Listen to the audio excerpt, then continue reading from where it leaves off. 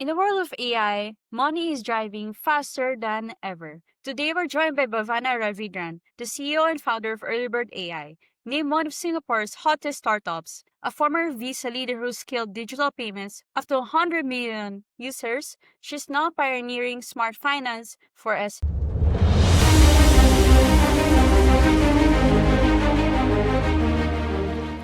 Hey, welcome to AI Revolution Digest, where businesses get smarter. I'm Jocelyn, and I'm going to show you how AI drives real results. And because the future is awaiting, let's dive right in. Why is AI redefining the way businesses are managing their finances? This is a big question for today's episode, and now let's welcome our very special guest for the day, Miss Bhavana. Ma'am, thank you for being here.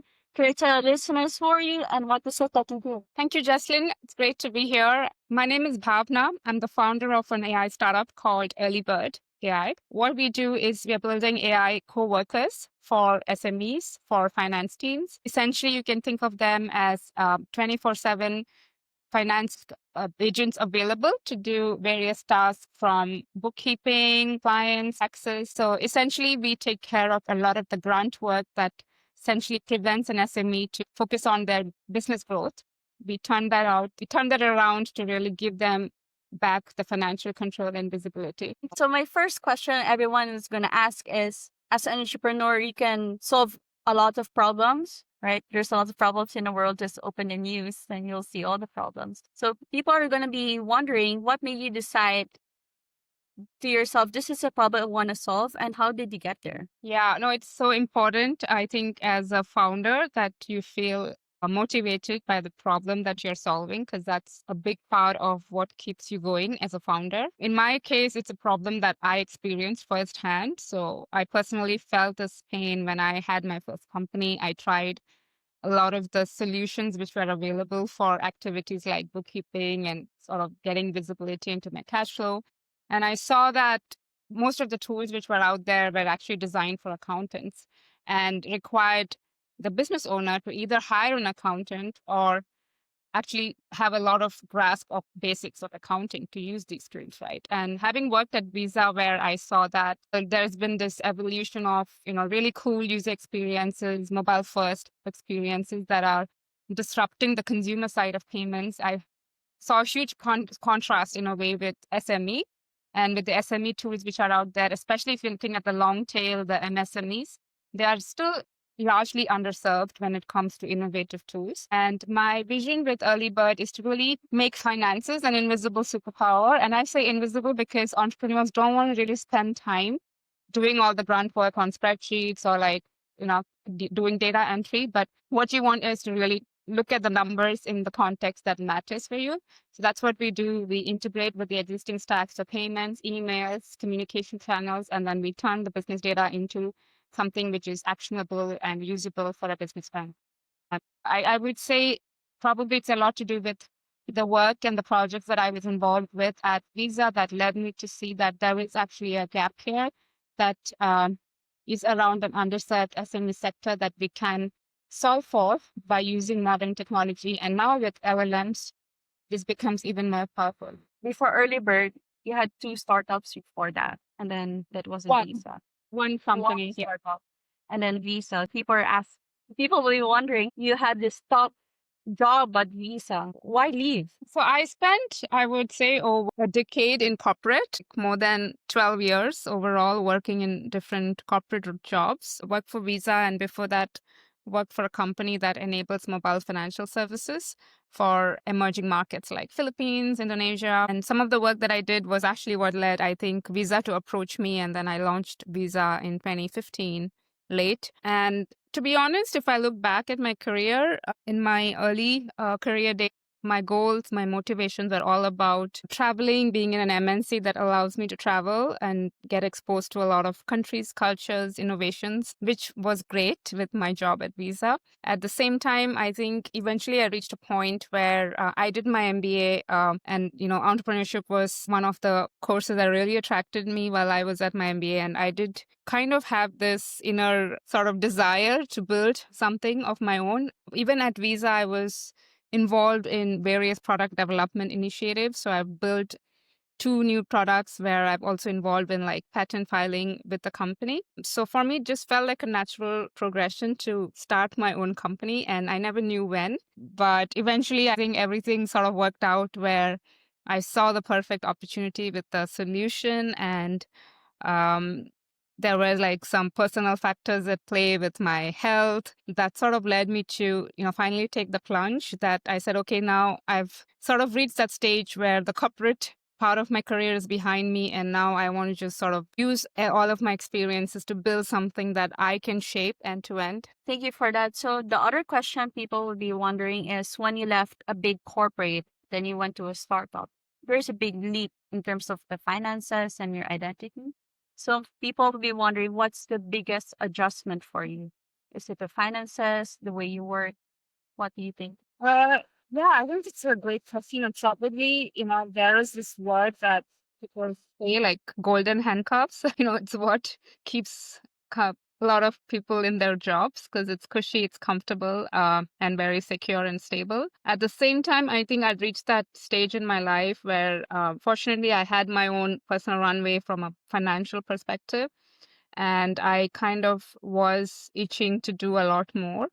And for me, I was surrounded in this environment where I saw a lot of startups, especially in the space of AI, really gaining traction and doing very, very interesting problem statement solving. So I think if I look at my day, I feel like it's been a little over a year for me as a full-time founder on Earlybird, and each day is sometimes, there's a lot that happens, right? As an entrepreneur, they say you live many lives pretty much on a daily basis, whereas in the corporate world, things are, I would say, largely predictable. You have a routine, you kind of can in some ways get through things on an autopilot, right? Whereas here, you're constantly challenging yourself, you're always hitting curveballs. And that's the type of stuff that keeps me excited. Like there's always something new. And, it's a roller coaster for sure. There are highs, there are lows.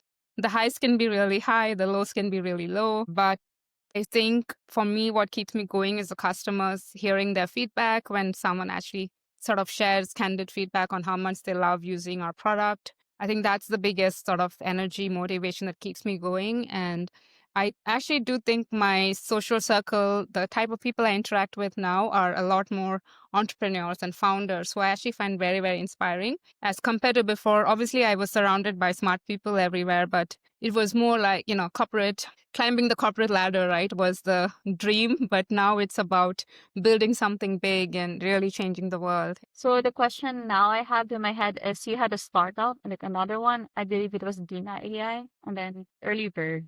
So people are wondering why create another one? You already have one. Yeah, I mean, it's not, I wouldn't call it a startup. For me, a startup is like early bird, right? You start and then you want to grow fast. So I have another business called Dina, which is a little bit of my passion project. I started it 2020, almost 3 years ago, more than 3 years ago. And that was probably also the time that initially I started it while kind of moonlighting in my previous job. And then I realized I want to spend more time as an entrepreneur. So it was really my first foray into entrepreneurship working on Dina, where it was around this concept of daily rituals. So daily rituals for well-being, for the modern lifestyle. We had physical journals about, designing your life, planning your life with intention. We had clean beauty products based on Ayurveda. Again, for me, that is still a passion project and I do it more. Yeah, I mean, right now it's like, Early Bird takes up a lot of my time. I'm not able to devote a lot of time there. But yeah, that's a passion project. It's not something that I treat as a business that I want to grow into a multi, billion-dollar company. But Early Bird for me is a lot more about, fintech tech startup that we want to scale. Yeah. My question now would be just like what you said, there's a roller coaster as a startup founder. You have many lives throughout the day. You have different roles. So my question now would be what was the lowest point for yourself? Because you said there's a high, there's a low. I'm just more curious on what was the lowest part of yourself. Perhaps there was a time when doubted the decision you made and what kept you going. Obviously, I think I'm a very emotional person. I'm quite sensitive. So I'm always having the highs and the lows. So it can happen on a daily basis. Like one moment it's like super high, and then in the next few minutes, something goes shit, and then you're like, oh my God, like, I'm done with this. So there are days and moments of like, okay, I cannot do this anymore, and I'm close to sort of even giving up. But then I believe the resilience is something that's inbuilt into me, that I feel quite passionately about the problem that we're solving for, and the fact that we do get the validation from our customers who think it's valuable enough to pay us and use it on a very daily basis, active basis.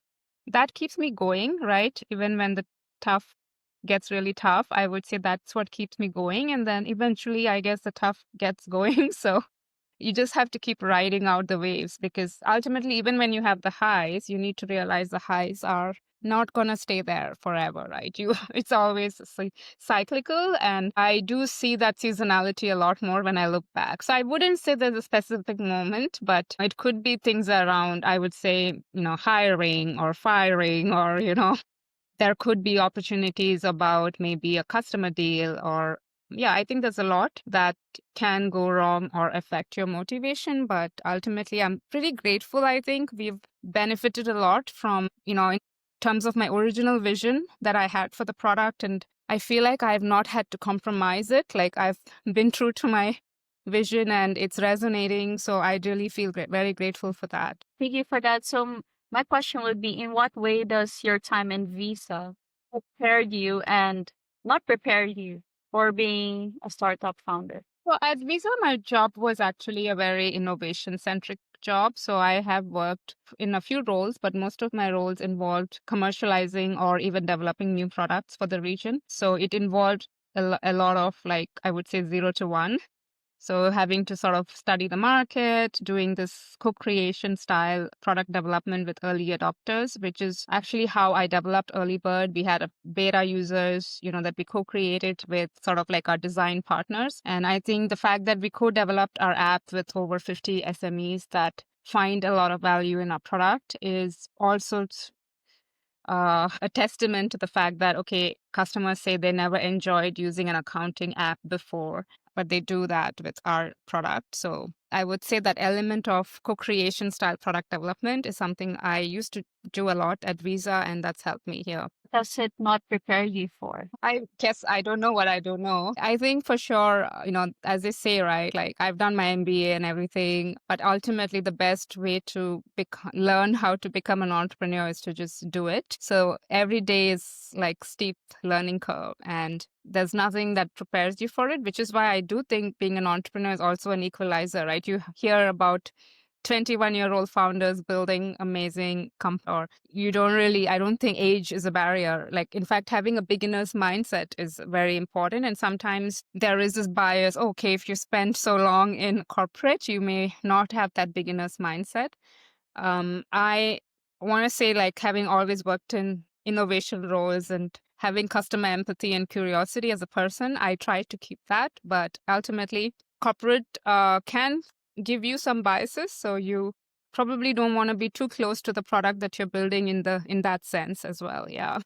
So my question now is, what's one financial task you'd love people to completely forget exists because early bird makes it so seamless? I would say like bookkeeping, just the whole entry of data, right? Classifying, bookkeeping and reconciliation are two tasks that today we have AI agents automating over 90%, sometimes close to 100% if all the data integrations and data ingestion is in place. So yeah, because as a founder, you want to be looking at your numbers and the insights. You don't want to be spending time doing bookkeeping and logging data. That's so true. I think most people, when they start a business, they don't think about the back end stuff of doing the work. They often think about what problem they want to solve. And then suddenly they realize, oh, I need to go to file my taxes or do bookkeeping. That's something that I'm not trained of. And that's something I don't want to do. And I don't want to pay someone to do it for me. So I think early bird is great.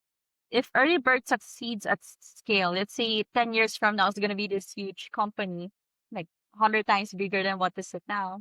How will finance look different then? I would say then my ideal vision is, transactions happen, payments happen, your books are updated. Let's say I go to a merchant and I have a business lunch, for example, and I just make my payment and without having to do a single activity, that payment already goes into my books, into my tax reports. Everything gets updated in real time. And it's not just for meals and entertainment. It should happen with a SaaS subscription. It should happen with a payroll.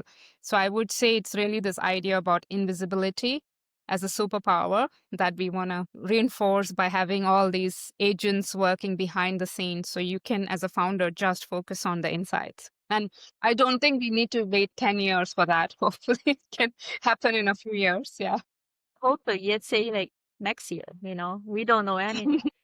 Next year will be 100 times bigger than you are today. So my question now is, since your business is really focused on money, helping businesses doing the back end stuff, my question now is, as a young person, how would you say is our relationship with money as people working in this financial industry? What can you say about how we relate to money? And what's your financial advice to young people like myself who's gonna enter the workforce next year? So I think, like you asked me this previous question about making this leap from an corporate cushy job to being an entrepreneur, I would say to a large extent, because I worked for over a decade in, I would say like pretty intense jobs that gave me financial security, right? So from my perspective, having that financial security makes me less stressed about, for now, running the startup, and sort of having, it gives you a buffer, right? So I think that's what I would always say, like, always have your safety net, because once you have your safety net from a financial security perspective, you can then focus on your dreams and you can go and do all the other things, right? So it's basically just a foundation that enables you to do the things that you really want to do. But yeah, how quickly you can get there, I know today, everyone's sort of rushing to get into early retirement, right?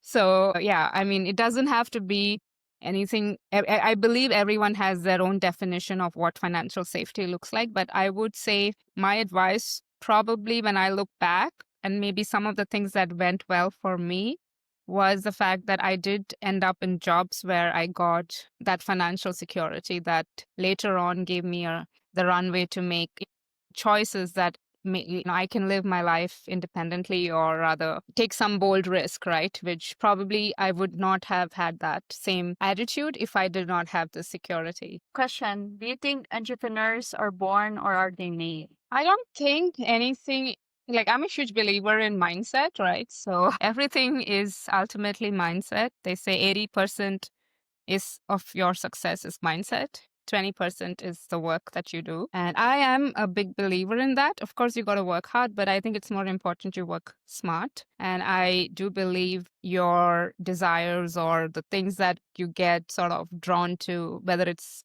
building a company or solving a certain problem, it's driven by something, passion or a need for change. And I did not think I was going to be an entrepreneur when I was in school, for example. So it sort of evolved into me by having worked in a lot of, innovation projects and having seen a lot of new products come to life for my company. I think over a period of time, I got that same desire. I want to do this, but for my own company. I think what you said was very important because I remember in school, we have these career sessions and we always felt pressure that the moment we decided that we're going to be in this career, that's it. Like if I'm going to be in marketing, or you say in your case, in an innovation space, I'm just going to stay there in that role. But what you're saying is you don't have to. It really depends and life will just take you there. So a while ago, you said, I didn't know I'm going to be an entrepreneur when you were young. Here you are with early.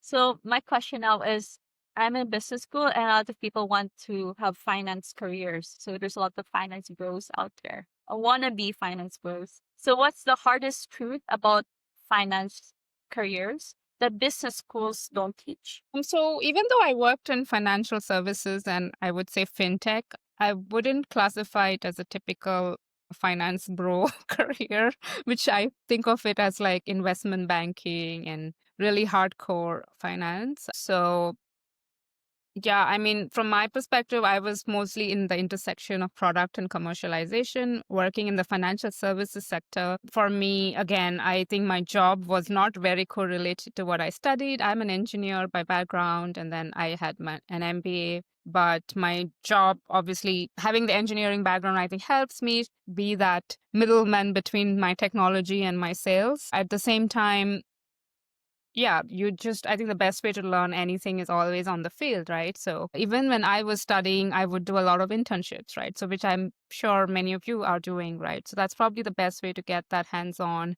training. And nowadays you have like, all these low code, zero code tools that makes anyone a builder. So you can just literally build your own app and try to sell it on the app store while you're, chilling on the weekend. And maybe that's your foray into learning what it takes to actually be out in the big world. But yeah, I think it's not a direct answer to your question, but it's more that I don't think the academics always translate to the real world unless you are in a very, very technical domain, which I'm sure there is a lot of benefit. Yeah. Yeah, I totally agree with you because last guest speaker I had was a doctor. His name is Dr. Ongdon, and he was the top doctor in Philippines and Indonesia. And he said the same thing that when he was in medical school, he has the cadavers and he has the graphs and everything, but it was still different from medical school to the real world because of dealing with patients and patients have emotions and he needs to deal with it. So I totally agree what you say that even though your role is very technical, when you go to the real world, it's so different. So my question now is, we always have this fear of not being ready. So for a new graduate, there's this fear that, oh, I'm not ready enough to take that interview, or I'm not ready enough to leave my corporate job to start a startup. So what is your advice, or what was it that helped you make that leap? So maybe two things, like two, I guess, marketing taglines. One is just do it, right? Nike. Like, I really am a big believer in that. At the same time, I know I have a perfectionist, ogre that sort of blocks me many times from wanting to seek perfection before you put things out. The second is sort of this carpe diem, right? You got to seize, as an entrepreneur, especially, you got to seize every opportunity that comes to you. The more you put yourself out there, the more surface area you have to fail and to win, right? So if you're not going to take a lot of risk, you don't get so many opportunities to succeed. Sure, you'll probably fail more than the average person, but you have a much higher chance of going way ahead than the average person who does not take any risk. So I think that's something I'm learning every day, right? Because end of the day, as a startup, you're competing with well-established companies and brands, and fintech is a space where certain things have to be very thorough and correct. We are dealing with like compliance, so there is always this, I would say, dilemma of like, okay, MVP, right? Like we are not a vibe coded app. We provide like a pretty heavy ledger system and accounting and tax compliance. So we can't afford to be like 99% accurate. We have to be 100% accurate. So there are elements that we still have to make sure that we check the boxes. I think when it comes to, like, as an entrepreneur, I think they say your moat is your momentum. So just keep putting things out, let people react, and keep moving forward. Yeah. So we talk a lot about changing identities and you just need to take the risk. So looking back now, what was the part of yourself that changed the most when you came from corporate to being an entrepreneur? I think the part that I am still learning, right, is this exactly what we just spoke about. I think in corporate, you had a little bit more room to be safe, right? And things have to be perfect as much as possible, especially if you're working with big brands. And you also had a little bit more of time and space to do that. But as a startup, you don't, right? You just have to be constantly reacting and constantly putting things out, even if they're not perfect. And I would say that's something that I'm constantly learning as well, because it's not easy. So my question now would be, just like what you said, you're in different roles. You tend to react to the feedback that people are telling you. Unlike in a corporate world, your boss or manager or HR will tell you exactly this is what you do, and you're stuck in a cubicle somewhere. But now as a founder, you need to do a lot of things. So my question now is, in what way do you balance your acting to long-term vision? Oh, I think that's a great question, right? So As a founder, it's always about zooming in and zooming out, right? You have to have your big pillars, your North Star metrics, your mission always be your guiding force. So for me, it's like having a scorecard and making sure these are the big, also being like, values driven in terms of our execution. So knowing our North Star first, and then you work backwards, right? Then you put it down into execution plan and okay, this is my weekly plan, this is my monthly plan. I like to plan things a lot, so I like to put it down. Okay, these are my top 3 for this week. But at the same time, is it aligned to my big picture North Star metrics, right? Yeah. I think that's a reverse engineering thing where you have this big goal, then you see, okay, how do I make it into smaller chunks and what ways do I reach that goal every day? I think that's an engineer mindset, I would say.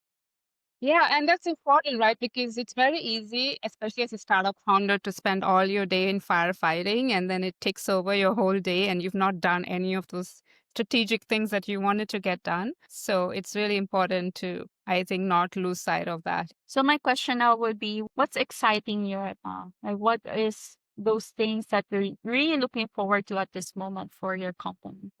So we've been in private beta for I'd say like 9 months or so. So we are looking forward to a public launch announcement coming up soon. And we are really grateful to like have had a lot of amazing early co-creation partners. So I'm pretty excited to showcase some of the work that, and also the feedback that we have gathered from many of our early users. So for me, I think that's sort of like a huge moment where we are opening up and letting more of the public users in to access our app.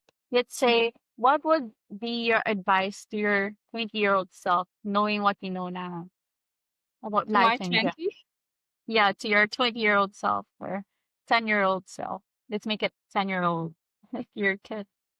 yeah, I would say to just relax. Start, Relax. To start a yes, founder.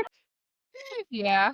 Just, don't be so stressed, right? Because I know I'm the type of person that would worry if, okay, like the overthinker and analyze and want things to go a certain way. And even when I think I was younger, have at least my 20-year-old self for sure. Like, you don't need to know all the answers, right? Sometimes it's okay to just, like, I read this somewhere.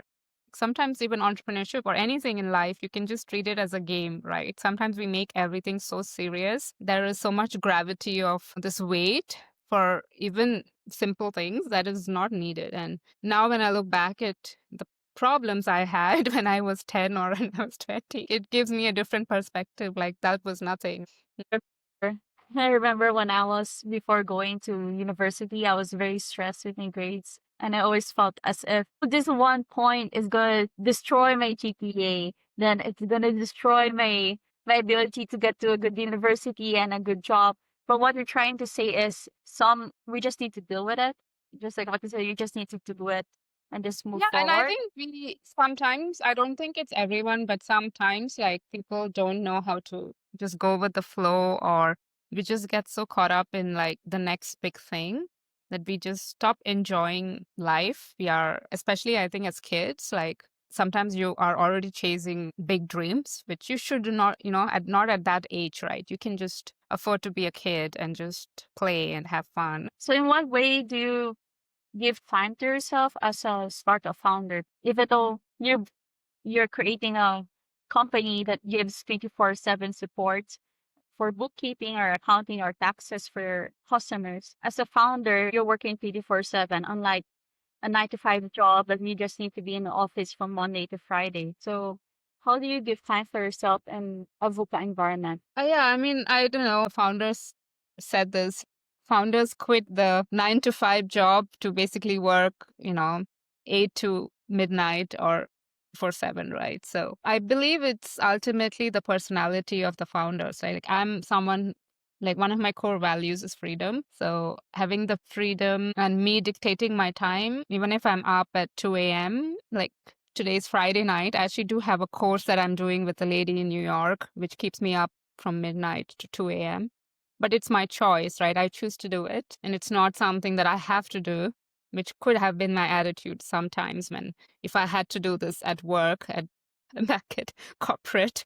So it is ultimately boils down to the freedom. All of this that you choose to do because you believe in it, right? The moment you start thinking of this as work, I think then you should stop being a founder. Like that's the time at which you really don't enjoy your company for the mission, but you're rather treating it as, just another job, right? Then it doesn't really make sense whether you do it for your company or for corporate job. So my question now is, out of people like myself who would be looking for my next internship for next year, and there's this huge debate on, should we join a startup in starting our career, or should we join a big company? So what's your advice in knowing what's the best fit for us at that moment? Yeah, I mean, it all depends on what you want, right? Like, if you're someone who wants to build your own startup, maybe soon, maybe I would say yes, work in a startup, then you kind of get all the, behind the scene, you're learning from the ground. But if you're someone who aspires to, be in a nice job, keep moving up the ladder, then yeah, go work in a corporate. Question now would be, when we're an employee, we only have one boss, which is our boss. But as a founder, you have your bosses would be yourself, because you need to be accountable, and you need to be kind of a boss to your employees. And then another of your big bosses would be your customers. So you have multiple bosses around you, which is a reverse when you were an employee. So I'm just curious on, when you were still starting your startup, how did you convince your first employees to join in your company? I think being a startup founder, one of the toughest thing is actually, okay, being a startup founder, I would actually say one of the toughest thing is to attract hires really good talent, because as a startup, you want to kind of contain your burn, and you don't want to burn all the money that you have.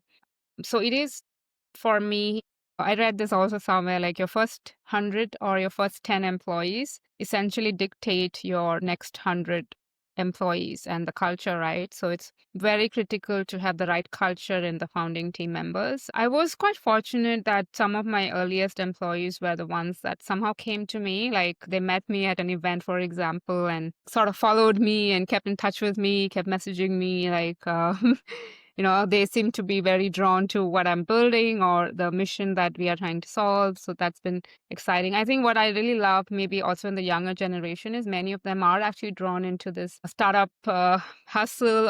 I have a few in my company who said, okay, working in corporate for them was very monotonous. It's the same every day. And working in a startup is pretty much a new adventure on a daily basis. If you do have that energy and that curiosity to weather it all, I would say startup is great. Yeah, but finding the right people is for sure. It's a combo of, I would say, luck and, yeah, having a good financial runway as well to attract good talent.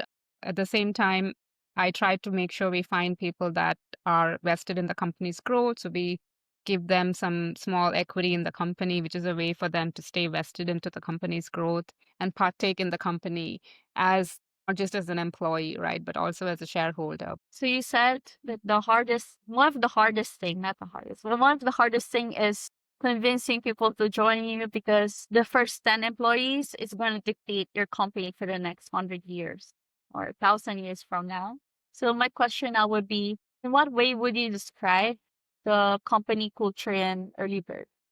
So I want to say we are quite, first of all, it's a remote team. We do have team members. We do monthly calls where we have everybody on the same call. And we have team members in Spain, in Indonesia, in India, in Singapore, of course. I have advisors in the US and France. So it's very multicultural, multi-diverse. And I think what I really admire about my team is everyone's very much excited by the idea of disruption and challenging the status quo, right? And that mindset is the only mindset that would work in our company as well, because we are also very specific about the people that we want. We do, like, for example, a probation to make sure like there is a good fit, and only then we would, let's say, offer the equity component to the employees. So it's a pretty always on team, and I would say quite passionate about what we're building.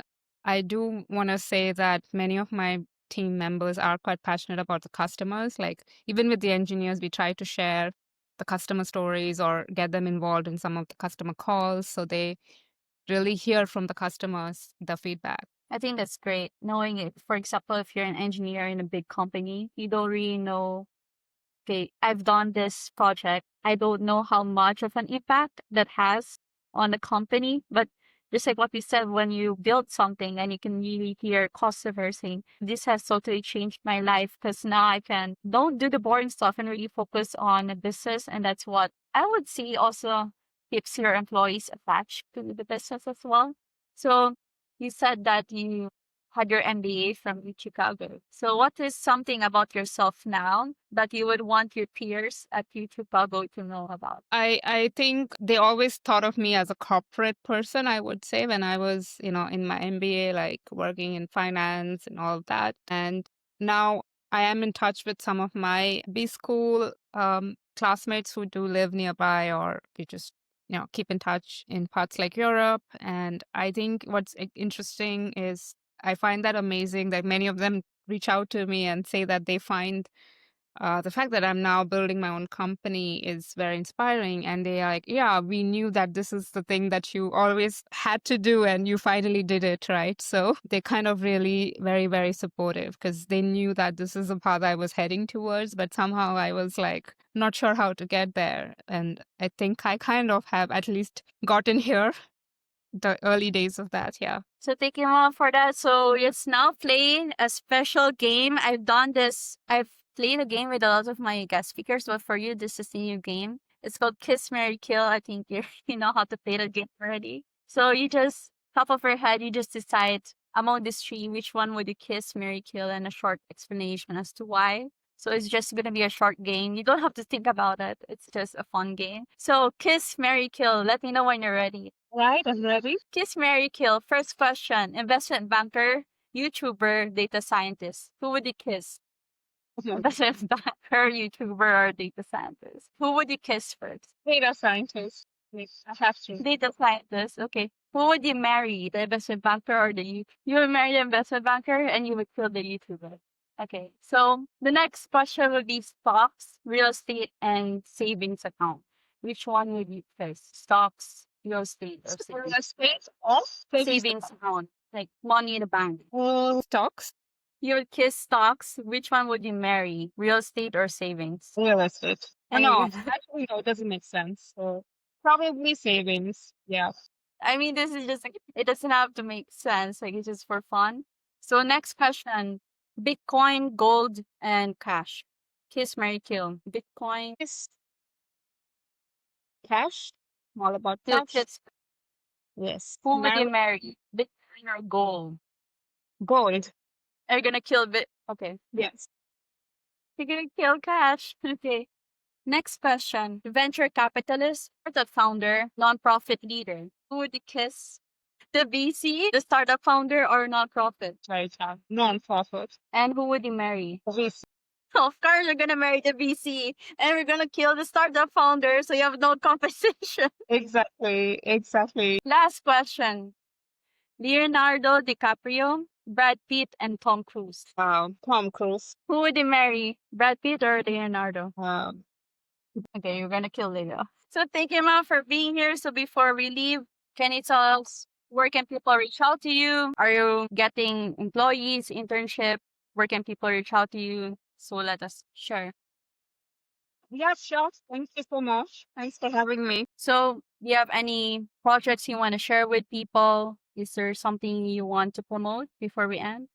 If any of the small business owners, freelancers, self-employed are looking for a no-brainer. So thank you, Mom, for being here, and thank you to our listeners. Thank you, and see you in our next episode. Goodbye.